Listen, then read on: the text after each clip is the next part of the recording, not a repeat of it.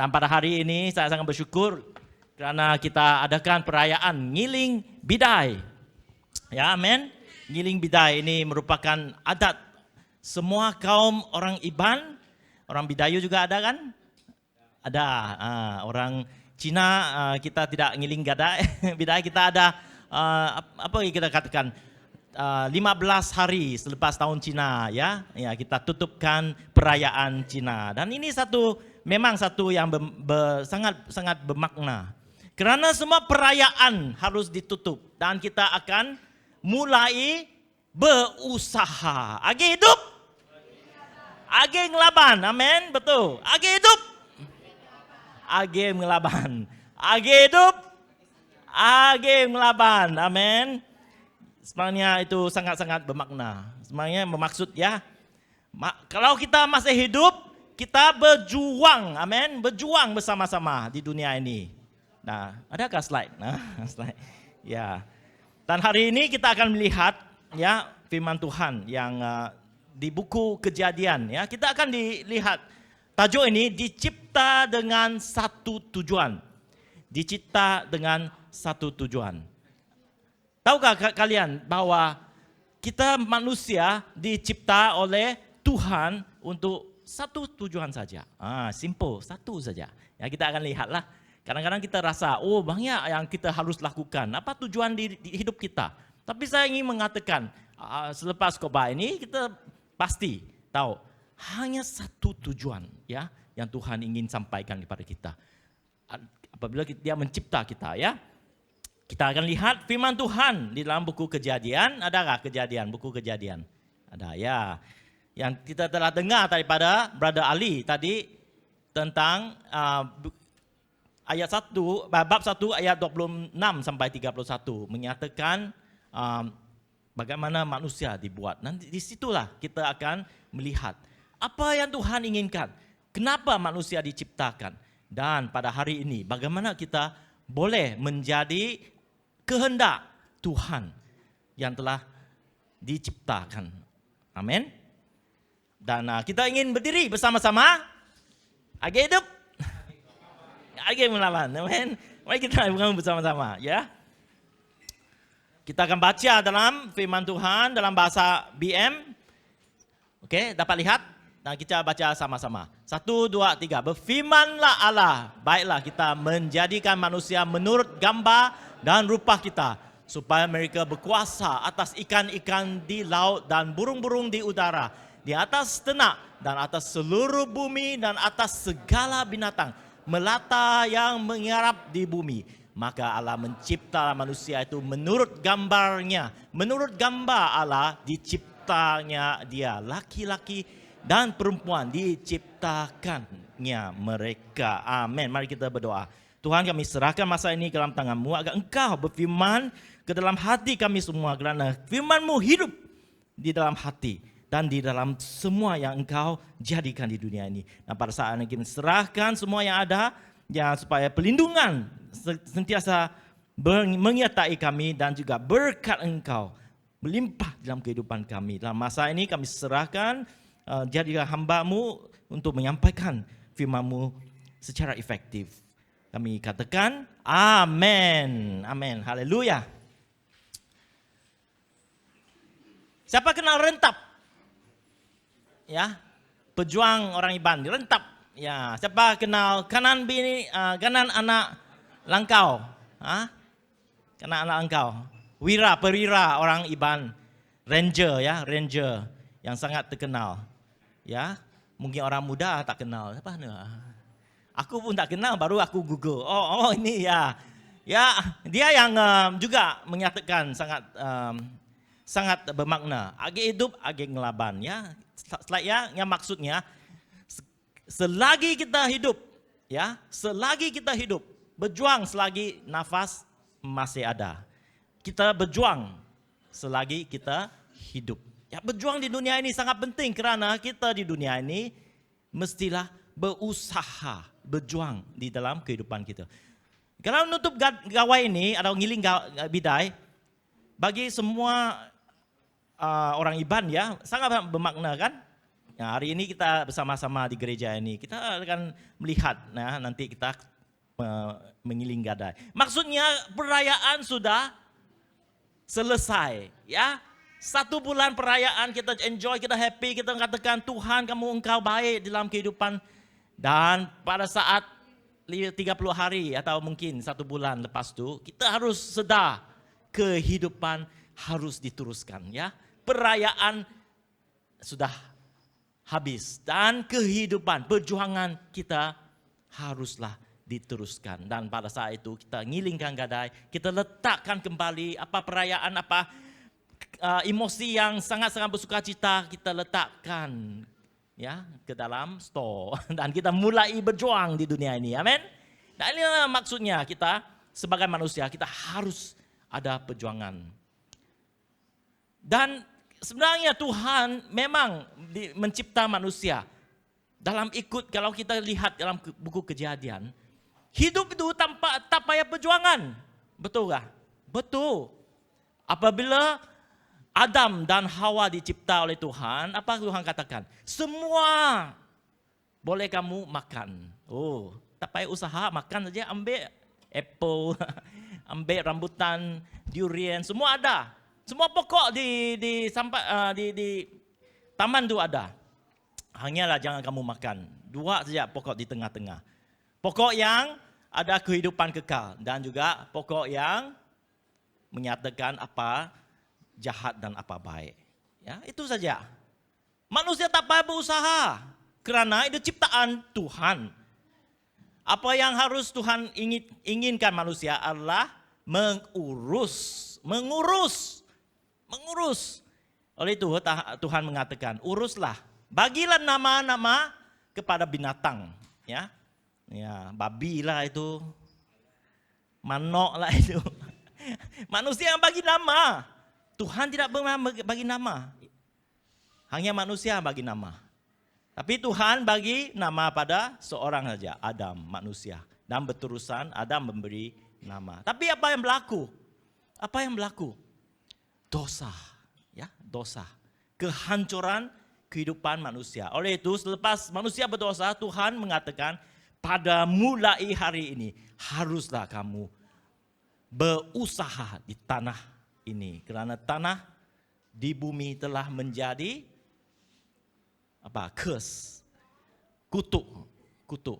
Haruslah manusia berusaha. Pada hari ini kitalah manusia yang berdosa dan berusaha di dunia ini. Tapi Tuhan memang ada rencana yang baik. Walaupun begitu, Tuhan ingin kita kembali kepada asalnya. Dan kita akan lihat kenapa tujuan Tuhan ini lakukan. Ya, kita akan lihat. Dan satu daripada saya sangat diingatkan oleh seorang di dalam firman Tuhan, namanya Raja Solomon. Raja Solomon adalah raja yang sangat terkenal pada masa dahulu. Dan dia pernah mengatakan sebegini di dalam pengkhotbah. Semua, ya, adakah pengkhotbah? Adakah? Slide, ya, next slide. Di dalam pengkhotbah, semuanya sia-sia di dunia ini. Semua sia-sia. Kadang-kadang kita rasa apa yang kita lakukan di dunia ini akan mempunyai makna. Tapi sebenarnya tidak. Ya, sia-sia saja. Ini yang dikatakan. Ini pun sia-sia. Dengan demikian aku mulai putus asa terhadap segala usaha. Tengok, segala perjuangan dia putus asa. Yang kulakukan dengan jerih payah di bawah matahari. Sebab kalau ada orang berlelah dengan hikmat, pengetahuan dan pencakapan, maka ia harus meninggalkan bahagiannya. Manusia akan mati, betul? Kepada orang dia bahagiannya kepada orang yang tidak berlelah untuk itu. Ini pun kesia-siaan. Wow, sangat bersia-sia dan kemalangan yang besar. Apakah faedahnya yang diperoleh manusia dari segala usaha yang dilakukannya dengan jerih payah di bawah matahari dan dari keinginan hatinya? Kita berusaha, berjuang di dunia ini. Seluruh hidupnya penuh kesedihan dan pekerjaannya penuh kesusahan hati. Bahkan pada malam hari hatinya tidak tenteram. Ini pun sia-sia. Amin. ini pun sia-sia. Perjuangan manusia sebenarnya sangat sia-sia. Walaupun kita harus hidup di dunia ini, tapi sebenarnya sia-sia saja. Apa maksudnya? Adakah kita tidak berjuang? Tidak. Kalau kita tidak berjuang, hanya main game saja. Susah juga lah kan? Karena kita tidak boleh hidup. Ada orang mengatakan, you eat to live or you live to eat. Apa maksudnya? Adakah kamu hidup untuk makan atau makan untuk hidup? Ya, siapa sini? Hidup untuk makan. Maksudnya kita hidup, makan, kita enjoy saja. Segala kewujudan kita adalah enjoy di dunia ini. Ya, enjoy saja. Atau kita makan untuk hidup. Kita berusaha hanya untuk hidup saja. Bermakna, ada makna tuh, ya. So ini satu bukan keliruan, tapi satu filosofi yang sangat-sangat mendalam. Karena kalau kita pikirkan benar-benar apa yang kita inginkan di dunia ini, semuanya sia-sia. Apa yang diusahakan di dunia ini, semuanya sia-sia. Dan ini dimulai karena dosa manusia. Dosa manusia. Ya, kita lihat slide. Seterusnya, apa dosa manusia? Ya, sebenarnya Tuhan mencipta kita untuk mewakili Dia. Kalau kita lihat di Kejadian yang tadi kita bacakan, pada mulanya Tuhan menjadikan manusia apa? Dengan gambaran Tuhan. Gambaran itu bermaksud intipati, the essence, intipati Tuhan. Tuhan berkuasa, Tuhan mencipta, dan Tuhan memberi intipatinya kepada manusia supaya manusia mewakili Tuhan di dunia ini.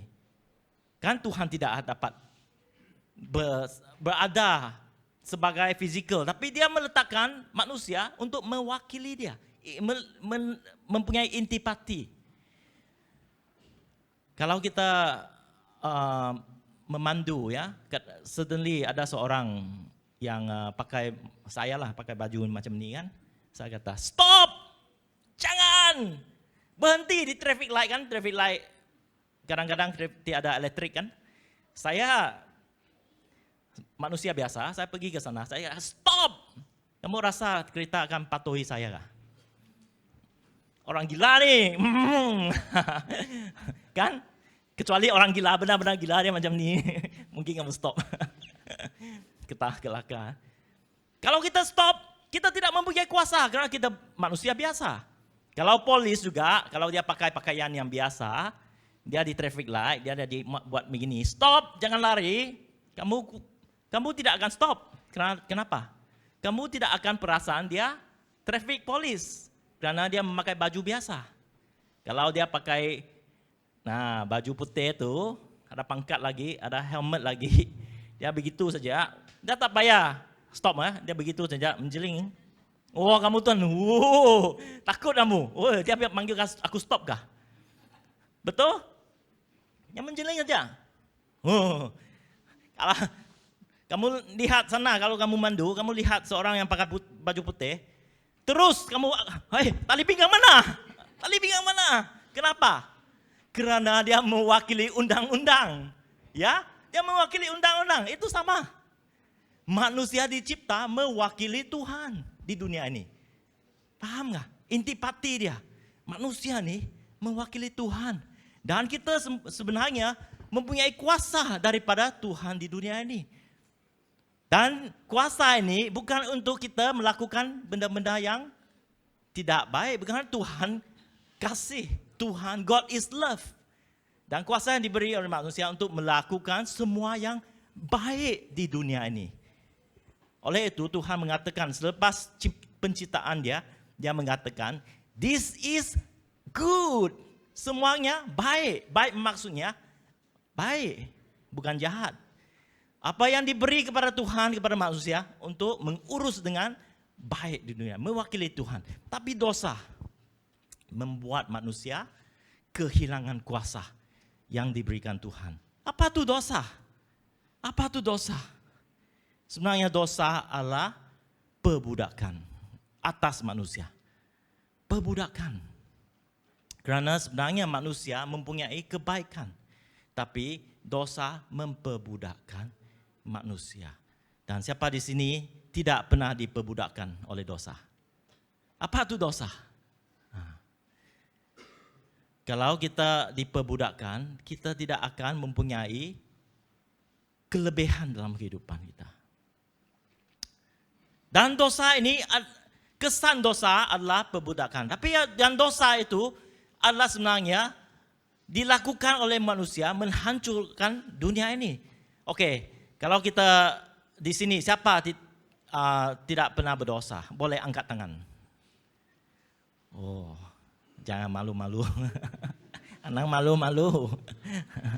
Ya, sebenarnya semua manusia berdosa. Kalau kita katakan, pernahkah engkau mencuri? Ambil barang tanpa kebenaran. Semua, ada siapa sini katakan, saya tidak pernah melakukan begitu. Tidak, saya pernah. Masa saya kecil pun pernah curi rubber. Adakah pada masa itu saya tahu itu kesalahan? Memang saya tahu itu kesalahan, tapi entah kenapa saya tetap mau lakukan. Pernahkah Anda bohong? Pernah. Bohong. Bohong yang kecil pun bohong. Pernahkah kita menyalahgunakan nama Tuhan? Pernah. Pernahkah kita menggunakan nama ibu bapa kita sebagai nama kutuk? Tidak pernah. Pernahkah? Jarang kan? Tak pernah kan? Kita tidak guna nama ibu bapa sebagai bahan kutuk. Tapi kenapa? Karena kita respect ibu bapa kita. Tapi Tuhan, nama Tuhan kita tidak respect. Ibu bapa memberi nyawa kepada kita, memeliharakan kehidupan kita, kita respect. Tapi Tuhan kita tidak respect. Kita menyalahkan guna namanya. Itu satu kesalahan juga. Pernahkah kita melihat seorang perempuan atau lelaki dengan lust? Tuhan Yesus mengatakan, bukan kamu lakukan, tapi hanya kamu mempunyai hati terhadap seorang perempuan, lust, palas. Nafsu, dengan nafsu. Kita telah melakukan salah. Saudara-saudari, semua orang ada dosa. Dan dosa ini menghambakan manusia. Itu kita lihat slide seterusnya. Dosa, upah dosa. Ini yang dikatakan di Roma 6:20 sampai 21. Sebab waktu kamu hamba dosa, kamu bebas dari kebenaran. Kalau kita manusia mempunyai dosa, kita tidak ada kebenaran, dan buah apakah yang kamu petik daripadanya? Semuanya itu menyebabkan kamu berasa malu sekarang, karena kesudahnya semuanya itu ialah kematian. Saudara-saudari, dosa itu sangat-sangat ada kesan, karena dia membawa kematian. Upah dosa adalah kematian. Pada saat kita berdepan dengan Tuhan, Tuhan kan hakim manusia. Apa yang kita lakukan di dunia ini akan dihakimi Tuhan pada satu hari. Masa kita berdepan dengan Tuhan, Tuhan akan tanya, adakah apa yang kamu buat baik di dunia ini? Adakah Tuhan tanya begitu? Kalau kita berdepan dengan hakim di mahkamah, saya selalu pergi ke mahkamah. Tak pernah saya mendengar hakim menanya petuduh itu, apa yang kamu lakukan di dunia ini sangat baik? Tidak. Dia akan bertanya, adakah kamu mengaku salah atau tidak? Itu saja. Salah atau tidak? Kerana tuduhan telah dilemparkan kepada petuduh. Kita akan dilemparkan soalan itu pada hari kiamat kita di depan Tuhan oleh si penjahat, setan. Dan setan akan mengatakan, Tuhan, ini Daniel. Dia mempunyai tuduhan sebegitu banyak, satu buku. Tengok Masa dia kecil, dia curi rubber. Dia bohong ibu bapa, dia tak pernah curi rubber. Dan sebagainya.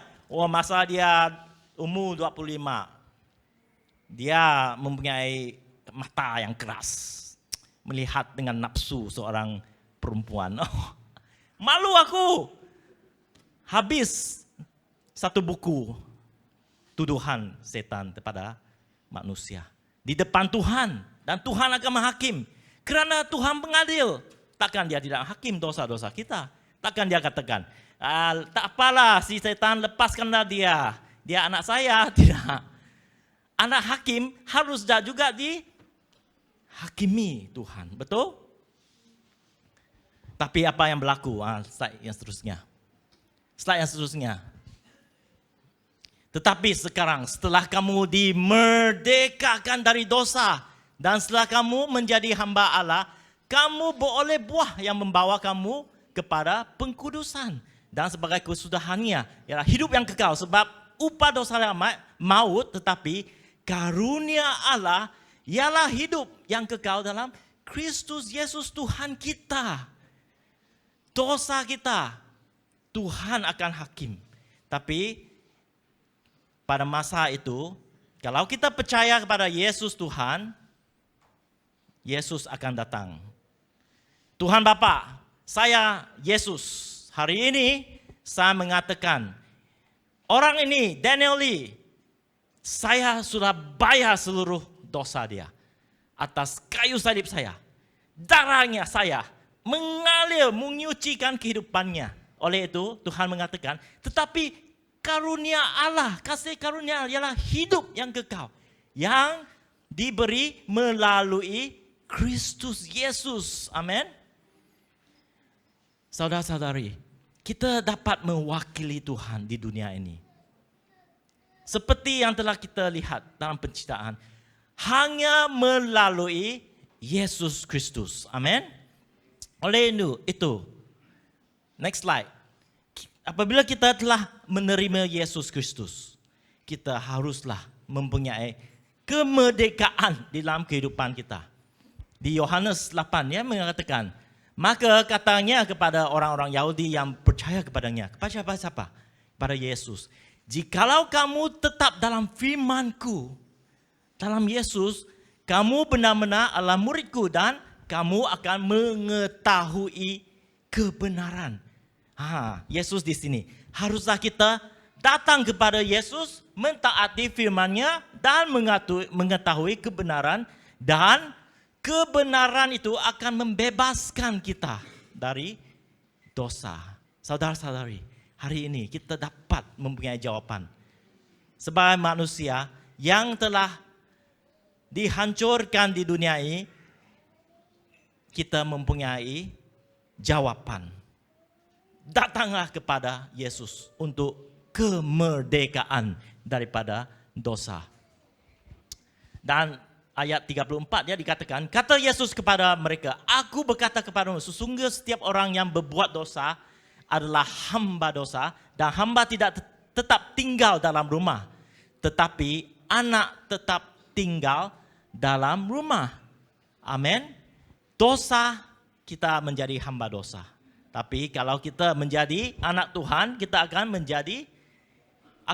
tinggal di rumah. Jadi apabila anak itu memerdekakan kamu, kamu pun benar-benar merdeka. Amin. Saudara-saudari, berita baik hari ini untuk kita sampaikan. Apabila kita berjuang di dunia ini, saya katakan kita mempunyai makna dan maksud dan tujuan. Apabila kita berjuang untuk Tuhan. Dan apabila kita mewakili Tuhan di dunia ini. Oleh itu, poin yang kedua adalah tujuan kita hidup di dunia ini adalah mewakili Tuhan melalui Yesus. Mewakili Tuhan melalui Yesus. Dan Yesus, apabila kita mewakili Tuhan melalui Yesus, kita harus memegang kepada Yesus ke dalam kehidupan kita. Kadang-kadang kita rasa, kenapa kehidupan kita, walaupun kita menjadi orang Kristen, tapi kita tidak mempunyai kuasa daripada Tuhan. Apa yang dikatakan di Luke Yesus mengatakan gini. Lalu kata Yesus kepada mereka, aku melihat iblis jatuh seperti kilat dari langit. Sesungguhnya aku telah memberikan kuasa. Katakan kuasa. Siapa memberikan kuasa kepada kamu? Yesus. Amin. Dan untuk menahan kekuatan musuh. Menahan kekuatan musuh. Oke. Memberi kuasa kepadamu untuk menjinjak ular dan kalajengking. Apa maksud menjinjak ular dan kalajengking? Kuasa untuk hapuskan, pergi tanam tu ada ular, menginjak nama Yesus. Dalam nama Yesus injak ular, ada kalajengking. Dalam nama Yesus injak kalajengking. Bukan maksud tu, okay? Maksudnya adalah musuh adalah siapa? Si setan. Kita mempunyai kuasa untuk menginjak, untuk menghentikan kuasa si setan. Dalam nama Yesus. Oleh itu, apa yang berlaku dalam kehidupan kita, sebenarnya kita mempunyai kuasa. Bukan kuasa daripada kita. Kuasa daripada Yesus Tuhan. Oleh itu, jangan takut kalau kita ada penglihatan di rumah kita. Kadang-kadang kita ada penglihatan. Dulu kita selalu dipanggil, pastor. Dulu bukan pastor lah.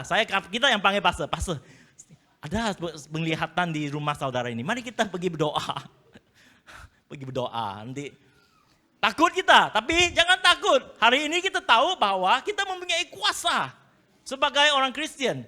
Senanglah bagi saya pergi rumah kamu kalau ada penglihatan untuk halau. Tapi saya ingin kamu mempunyai kuasa itu juga. Ada penglihatan, jangan takut. Dalam nama Yesus keluar. Firman Tuhan dilahirkan daripada mulutmu. Amin. Dan juga apa? Kuasa untuk menahan kekuatan musuh. Karena musuh juga ada kuasa.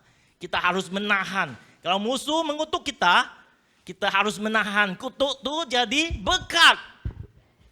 Kepahitan akan menjadi berkat. From bitterness to better. From trouble to triumph. Amin. Karena kita mewakili Tuhan Yesus. Apabila kita mewakili Tuhan Yesus, kuasa Yesus datang. Ya.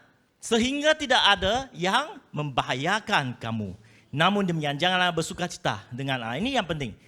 Tapi jangan bersukacita dengan roh-roh itu, dengan kuasa itu. Tetapi bersukacita bahwa kamu terdaftar di surga. Bersukacita bahwa kamu mempunyai kehidupan yang kekal. Amin. Jangan hanya bersukacita, saya ada kuasa Yesus. Saya boleh halau setan, saya boleh menahan. Tapi sukacitanya adalah kita tahu bahwa satu hari kita akan bersama dengan Tuhan. Tuhannya itu yang kita inginkan. Amin. Oleh itu sangat penting bagi kita untuk mewakili Tuhan di dunia ini. Sebagai seorang Kristen. Maksudnya apa? Next slide. Next. Maksudnya kita yang dikatakan di Roma 28:26 menjadi serupa dengan anaknya Yesus. Hidup kita haruslah menjadi serupa Tuhan Yesus. Amin. Kalau Tuhan Yesus mengasihi orang yang sangat susah dikasihi, haruslah kita juga mengasihi. Walaupun itu bukan bukan budaya manusia untuk mengasihi musuh. Tapi Yesus mengatakan, walaupun musuh melakukan sesuatu, jangan seperti orang di dunia ini yang membuat baik untuk orang yang baik, tetapi haruslah kita lakukan baik untuk orang yang bermusuh dengan kita. Amin. Itu berbeza. Seperti Tuhan Yesus dalam kehidupan. Saya ingin mengakhiri firman Tuhan ini dengan gambar ini. Ya, ada gambar ini. Ini ada dua orang saya selalu sangat-sangat dimotivasi atau diberkati dengan kehidupan mereka. Nick Vujicic, seorang yang tak mempunyai lengan, kaki, dan tangan. Dan juga seorang perempuan namanya Joni Eareckson, ya.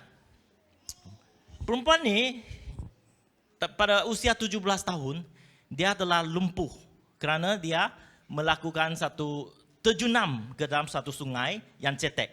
Pada masa itu dia akhirnya ini lehernya terputus, menyebabkan seluruh badannya lumpuh. Tapi hari ini dia sudah ada umurnya 73 tahun ya. Tapi masa dia selepas dia menjadi lumpuh, dia memang ada perjalanannya dengan Tuhan. Dia juga mengidap kanser. Dia pernah tanya Tuhan, Tuhan kenapa? Saya seorang lumpuh, saya juga mengidap kanser masa itu. Tapi Tuhan mengatakan pada dia, inilah masa untuk kamu mewakili saya dalam hidup. Dan melalui proses ini, dia membina satu charity ya, satu badan beramal untuk menyokong orang yang tidak berdaya seperti dia. Orang yang tak dapat lihat, dia beri sokongan. Orang tak dapat jalan, dia beri sokongan. Sampai berbilion-bilion. Beribu-ribu orang telah diberkati melalui institusi ini. Dan dia pernah mengatakan melalui firman ini, God deliberately choose weak. Tuhan sengaja mencari yang lemah, suffering and unlikely candidates. Yang tidak pernah orang mengatakan, oh ini orang akan melakukan sesuatu yang besar. Tidak. Tuhan, so the end, the glory goes to God and not to the person. Tuhan selalu mencari orang yang lemah. Supaya apabila mereka mewakili Tuhan, kemuliaan dia adalah kepada Tuhan. Amin. Dan saudara-saudari, pada hari ini, inilah yang dimaksudkan. Tuhan ingin kita tahu bahwa kehidupan kita dapat dan harus mewakili Tuhan Yesus. Amin. Dalam kehidupan kita. Jangan lihat, oh Tuhan saya ada kelemahan, saya ada kekurangan, saya bukan orang yang berpelajaran. Tidak. Kalau kita katakan, Tuhan, walaupun saya berada dalam keadaan begitu, saya tetap ingin pegang teguh kepada firman Tuhan. Kepada Yesus, saya tidak akan kompromi. Apa yang ada di dunia ini, saya tetap akan menjadi seorang Kristen. Seorang yang bertujuan Tuhan. Apa yang akan berlaku? Tuhan akan meletakkan kuasanya ke dalam kehidupan kita. Dan kita akan melihat penerobosan di dalam kehidupan kita. Amin. Saya ingin memberikan kepada kita perwakilan ini. Pada akhirnya, walaupun pengkhotbah mengatakan semua ini sia-sia, pada akhirnya ini yang disimpulkan. Ya, kita lihat slide ini. Saya ingin menutup firman Tuhan dengan slide ini. Pengkhotbah 12 ayat 13. Boleh minta pemuzik datang? Akhir kata dari segala itu yang didengar ialah takutlah kepada Tuhan dan berpeganglah pada perintah-perintahnya. Kerana ini adalah kewajipan setiap orang. Amin. Inilah kewajipan setiap orang. Saudara-saudari, mari kita diingatkan di dunia ini, walaupun kita mempunyai cabaran, tapi cabaran itu tidak akan mengalahkan kita. Amin. Tidak akan mengalahkan kita. Kerana kita mempunyai Tuhan Yesus. Walaupun dalam dunia ini ada kesusahan. Kesusahan itu hanya akan memuliakan Tuhan melalui kehidupan kita. Amin. Walaupun dunia ini ada kekurangan, biarlah Tuhan Yesus menjadi kelebihan di dalam kehidupan kita. Mari kita berdiri. Haleluya.